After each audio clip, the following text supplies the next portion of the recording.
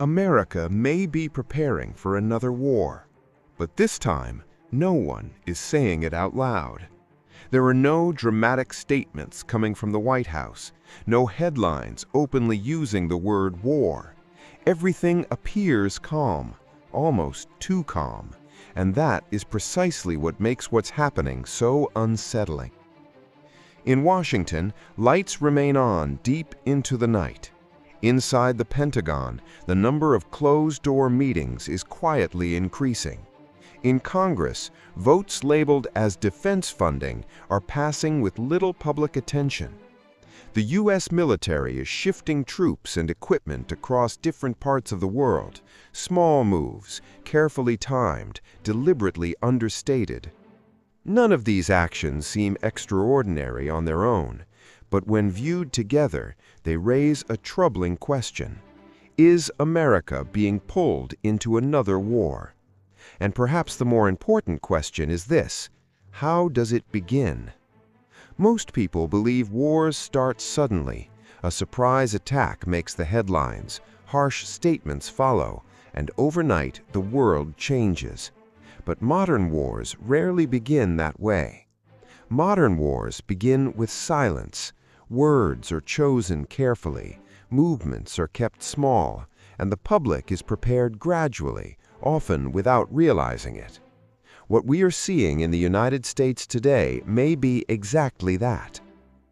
Over the past months, America's military presence in the Middle East has quietly returned to the spotlight.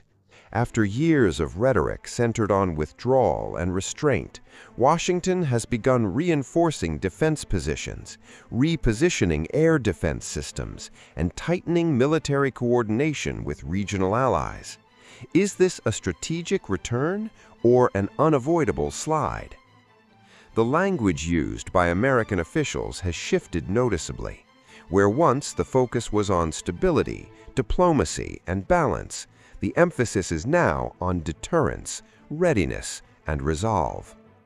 These words are not accidental. They usually appear when something has already begun to move. What makes this moment different is that there is no single named enemy, no clear target marked in red on a map, no official declaration pointing to one specific country. Instead, there is uncertainty, fragmented risks, the possibility of multiple fronts.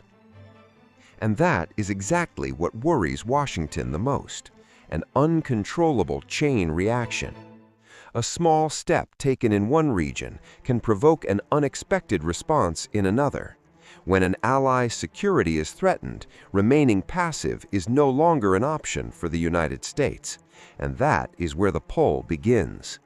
History shows that many of America's past wars started this way, not with carefully planned invasions, but with temporary actions taken in the name of protecting allies.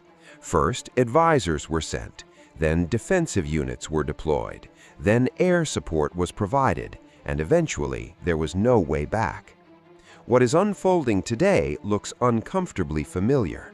Rising attacks in the Middle East, tensions along major shipping routes, and indirect threats toward U.S. bases are steadily narrowing Washington's choices. Failing to respond weakens deterrence. Responding risks escalation. It is a trap.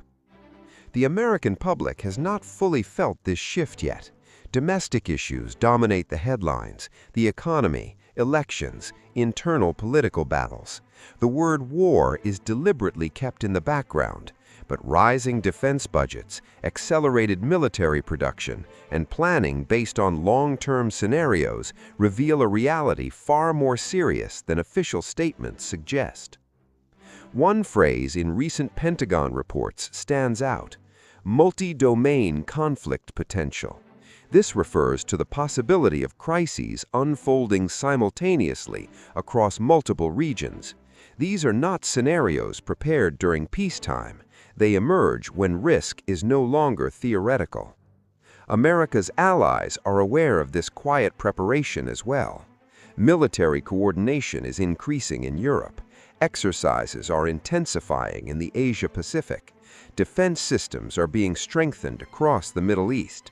No one is openly saying war is coming, but everyone is positioning themselves as if it might.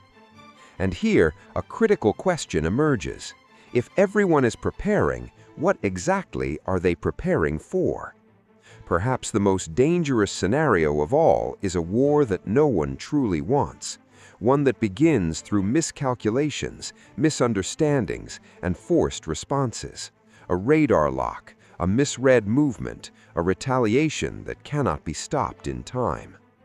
The modern world is more vulnerable to such accidents than ever before. Weapons are faster, communication is more fragile, diplomacy is more delicate. America may now be standing precisely on this line. Step back, and it appears weak. Move forward, and control may be lost. This dilemma has pushed great powers into war many times throughout history. So the real question is this: who can stop this process? And more importantly, does anyone truly want to? The world has once again entered a familiar silence, but this silence feels less like calm and more like the stillness before a storm. History has shown us repeatedly that wars do not begin when they are announced, but when no one is speaking loudly enough to stop them. America today may be standing exactly at that point, not yet at war, but no longer at peace. And if this path continues, one morning the question may no longer be whether it started, but how.